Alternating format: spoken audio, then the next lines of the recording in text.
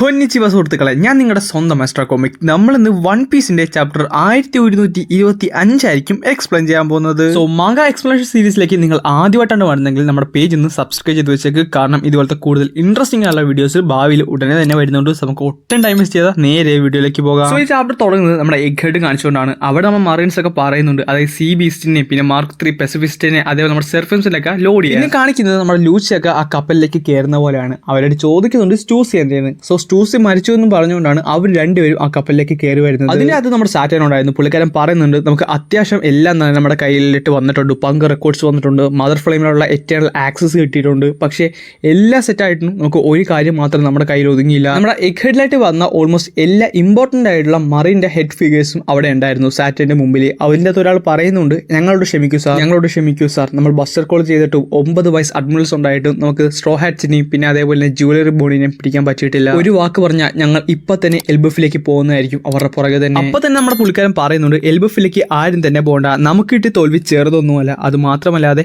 ഈ വെഗാപങ്ങിന്റെ ന്യൂസ് ഇത്രയധികം പുറത്ത് വിട്ടത് ഒരു വലിയൊരു ഡിസാസ്റ്റർ ആയിട്ട് തന്നെ മാറി. എല്ലാം പോട്ടെ, ആ അയൺ ജയന്റ് നമ്മുടെ സ്ട്രോ ഹാറ്റ്സിനെ ഹെൽപ്പ് ചെയ്തു. അത് ഒട്ടും വിശ്വസിക്കാൻ പറ്റാത്തൊരു കാര്യം കൂടിയാണ്. പിന്നെ ഒരു വലിയൊരു ഫ്ലാഷ് ബാക്ക് ആണ് കാണിക്കുന്നത്. ഏകദേശം 200 വർഷങ്ങൾക്ക് മുമ്പുള്ളൊരു സംഭവം. അന്ന് ഈ അയൺ ജൈനിനെ ഡിസ്ട്രോയ് ചെയ്യാനുള്ള ഓർഡേഴ്സ് കിട്ടിയിരുന്നു. പക്ഷേ സാറ്റൻ ആണ് അത് സമ്മതിക്കാഞ്ഞത്. പുള്ളിക്കാരൻ പറഞ്ഞത് കുറച്ച് സയന്റിസ്റ്റിനൊക്കെ പുള്ളിക്കാരൻ പറഞ്ഞു, അതായത് ഇവനൊന്ന് അഴിച്ചു പണിത് കഴിഞ്ഞാൽ ഫ്യൂച്ചറിലേക്ക് നമുക്ക് എന്തെങ്കിലും ഉപകാരപ്പെടുമെന്ന്. എന്നിട്ട് പുള്ളിക്കാരൻ മനസ്സിൽ പറയുന്നുണ്ട് ഈ 200 വർഷങ്ങളായിട്ട് അനങ്ങായിരുന്ന ആ റോബോട്ട് സ്ട്രോ ഹാറ്റ് ലൂഫിനെ രക്ഷിക്കാൻ വേണ്ടി അനങ്ങിയിരിക്കുന്നു. നമ്മുടെ ഡോബർമാൻ ഇല്ലേ, പുള്ളിക്കാരൻ പെട്ടെന്ന് തന്നെ സാറ്റനൊക്കെ ചോദിക്കുന്നുണ്ട്. ഒരു ഹംബിൾ ലോയൽ സർവന്റ് ആയതുകൊണ്ട് തന്നെ ഞാൻ ചോദിക്കുവാണ്, ഈ വെഗാപങ്ങിന്റെ ന്യൂസിന് എന്തെങ്കിലും സത്യമുണ്ടോ? എന്നാൽ ഇത് നമ്മുടെ സാറ്റനെ ഒട്ടും തന്നെ ഇഷ്ടപ്പെടുന്നില്ല. അടുത്ത സെക്കൻഡിൽ തന്നെ നമ്മുടെ സാറ്റൻ പുള്ളിക്കാരനെ അറ്റാക്ക് ചെയ്യുന്നുണ്ട്. പിന്നെ കാണിക്കുന്നത് നമ്മുടെ വെഗാപങ്ങിന്റെ ലാബിന്റെ അകത്ത് യോർക്ക് നിൽക്കുന്നതാണ്. അവൾ നോക്കാൻ നേരത്ത് ഈ സ്കൈ ക്ലൗഡ്സ് എല്ലാം ഇങ്ങനെ ചുമ്മാ ഇങ്ങനെ വന്നിട്ടേ ഇരിക്കുവാണ്. ഇത് നിർത്താത്ത കൊണ്ട് തന്നെ നമ്മുടെ യോർക്ക് തന്നെ നടക്കും. പെട്ടെന്ന് തന്നെ ഒരു തോക്കെടുത്ത് ഈ എഗ് ഹെഡിന്റെ ഒരു ഷേപ്പില്ലേ അങ്ങോട്ട് വെടിവെക്കും. ഈ വെടിവെക്കാൻ പോകാൻ നേരത്ത് തന്നെ ഒരു മിസ്റ്റീരിയസ് ആയിട്ടുള്ള സാധനം കാണിക്കുന്നുണ്ട്. ആരാണെന്നൊരു പിടുത്തമില്ല കേട്ടോ. നമ്മുടെ സാജിനെ പോലെ തന്നെ അവിടെ നിന്നും ബിങ്കോ എന്ന് പറയുന്നുണ്ട്. യോർക്ക് ഉന്നം വെച്ച സ്ഥലത്ത് തന്നെ സാധനം വന്ന് കൊണ്ട് പൊട്ടുന്നുണ്ട്. പക്ഷേ അപ്പോഴാണ് പുള്ളിക്കാരിക്ക് ഒരു കാര്യം മനസ്സിലായത്, ഇത് അങ്ങനെ ചെയ്യാൻ വേണ്ടി ബാക്കിയുള്ളവർ സെറ്റാക്കി വെച്ചിരുന്നതായിരുന്നു. ഇത് പൊട്ടാൻ നേരത്ത് ഈ സ്കൈ ക്ലൗഡ്സ് എല്ലാം കൂടെ പങ്ക് റെക്കോർഡ്സ് എടുത്തിട്ട് മേലിലേക്ക് ഉയരും. പിന്നെ നമ്മുടെ ഹോളി ലാൻഡാണ് കാണിക്കുന്നത്. അവിടെ എപ്പോഴത്തെ പോലെ തന്നെ കുറെ അധികം എന്താ പറയുക സെലസ്റ്റിയൽ ഡ്രാഗൺസ് അവരുടേതായ വിഷമം കാണിച്ചു കൂട്ടുന്നുണ്ട്. ബീഫിന് വരെ മീൻ തന്നു പറഞ്ഞ ഒരു പാവപ്പെട്ട ഷെഫിനെ കൊല്ലുന്നുണ്ട്. അങ്ങനെ നമ്മുടെ റൂം ഓഫ് അതോറിറ്റി കാണിക്കും. അതായത് നമ്മുടെ സാറ്റനും ബാക്കിയുള്ളവരൊക്കെ ഇരിക്കുന്ന റൂം. അവിടേക്ക് നമ്മുടെ ഗാർലിംഗ് വരുന്നുണ്ട്. ഗാർലിംഗ് പറയുന്നുണ്ട് ഞാൻ പുതിയ ഓർഡറിനനുസരിച്ചാണ് ഇവിടെ വന്നത്. ബാക്കിയുള്ളവരൊക്കെ ചോദിക്കുന്നുണ്ട് ഓർഡറോ, നിനക്ക് ആരാണ് ഓർഡർ തന്നത്, നീ എന്താണ് ഈ പറയുന്നത്, നീ എവിടെ നിൽക്കുന്ന ബോധം വേണമെന്നൊക്കെ പറയാൻ നേരത്ത് ഗാർലിംഗ് പറയുന്നുണ്ട്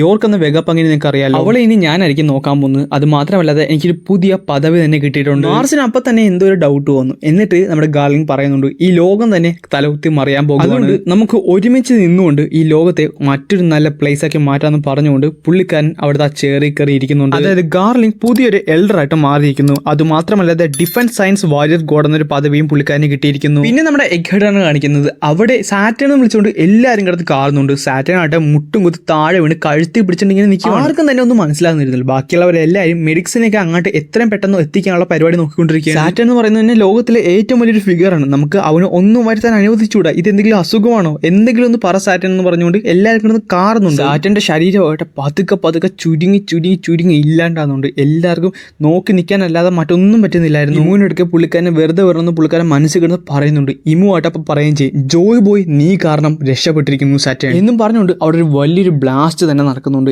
എല്ലാവരും തെറിച്ചു പോകും. പിന്നെ അവർ നോക്കാൻ നേരത്ത് ഒരു തലയോട്ടി മാത്രമേ അവിടെ കിടപ്പുള്ളൂ. പിന്നെ കാണിക്കുന്നത് നേരത്തെ പൊങ്ങിപ്പോയ നമ്മുടെ വെഗാപങ്ങിന്റെ റെക്കോർഡ്സിലെ അവിടെയാണ്.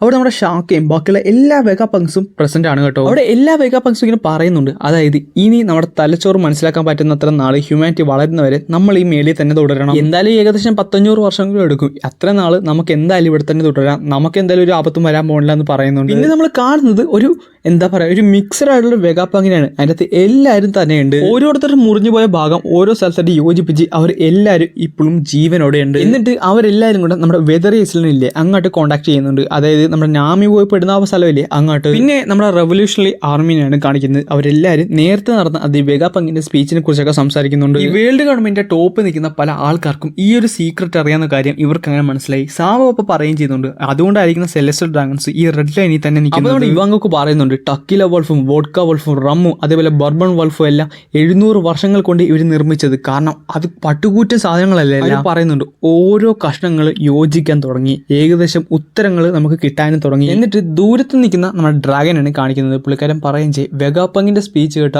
ആരും തന്നെ ഇനി സമാധാനത്തോടെ ഉറങ്ങത്തില്ല, എത്രയും പെട്ടെന്ന് തന്നെ നമ്മൾ നമ്മുടെ വിജയം കൈവരിച്ചിരിക്കണം, അല്ലെങ്കിൽ മറ്റൊരു വലിയൊരു ദുരന്തത്തിലേക്കാണ് നമ്മൾ പോകുന്നത്. ഉയരങ്ങളുള്ള സ്ഥലം കീഴടക്കാൻ വേണ്ടി മനുഷ്യരെ തന്നെ കൊല്ലുന്ന ഒരു സിനേറിയോയിലേക്കായിരിക്കും നമ്മൾ പോകാൻ പോകുന്നതെന്ന് പറഞ്ഞുകൊണ്ടാണ് ചാപ്റ്റർ 1125 ഇവിടെ തീരുന്നത്. ഗൈസ്, നമ്മൾ Demon Slayer, One Piece, Kaiju number 8, അതേപോലെ ഇനി ഏറ്റവും പുതിയതായിട്ട് തുടങ്ങാൻ പോകുന്നത് ബ്ലാക്ക് ക്ലോവർ ആണ്. ഇതിന്റെയൊക്കെ മാങ്ങ എക്സ്പ്ലനേഷൻ സീരീസ് ഒക്കെ ഇനിയും വരുന്നുണ്ട്. സോ അതൊക്കെ മിസ്സാക്കാതിരിക്കാൻ വേണ്ടി നമ്മുടെ പേജ് നിങ്ങൾ ഇപ്പം തന്നെ സബ്സ്ക്രൈബ് ചെയ്ത് വെച്ചേക്ക്.